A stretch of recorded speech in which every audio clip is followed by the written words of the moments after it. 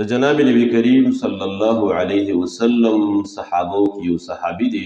دا غلم دی حضرت ابو ذر رضی الله تعالی عنہ، او ډیر زیات فقیر صحابي، حالانکه صحابه کرام خو ټول فقیران، دا یو عجیب انسان. یو ځل ورته نبی علیه الصلاۃ والسلام فرمایي یا ابا ذر، ابو ذر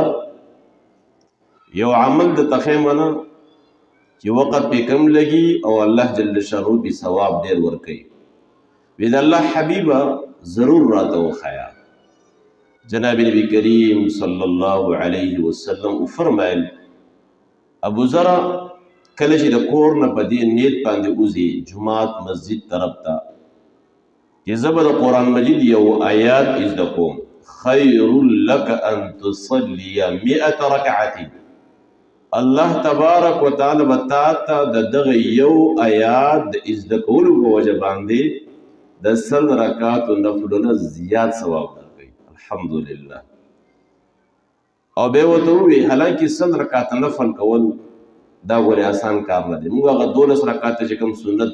د ورځې دي، 2 رکعاته سنت د سحر دي، 6 د ماسپښین دي، 2 د ماښام دي، 2 د ماسخوتن دي، 12 رکعاته سنت شو. د دغه 12 سنتو باره کې جناب نبی کریم صلی الله علیه وسلم فرمایي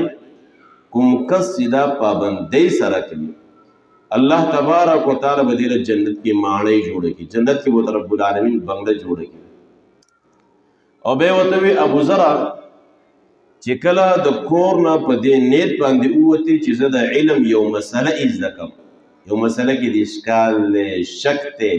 مفتی صاحب نه، قاری صاحب نه، مولوي صاحب نه به تپوس وکړم د دې مسلې باره کې، فرمایي رب العالمین د دغې مسلې د زده کولو په وجه باندې د 100 رکعاتو نفلونه زیات ثواب درکړي. حالانکه 100 رکعاته نفل کول آسان کار خو نه دی. زما عزتمندو موږ او تاسو الحمدلله مسلمانان یو، سهار مانځه ته ځو نو هر کس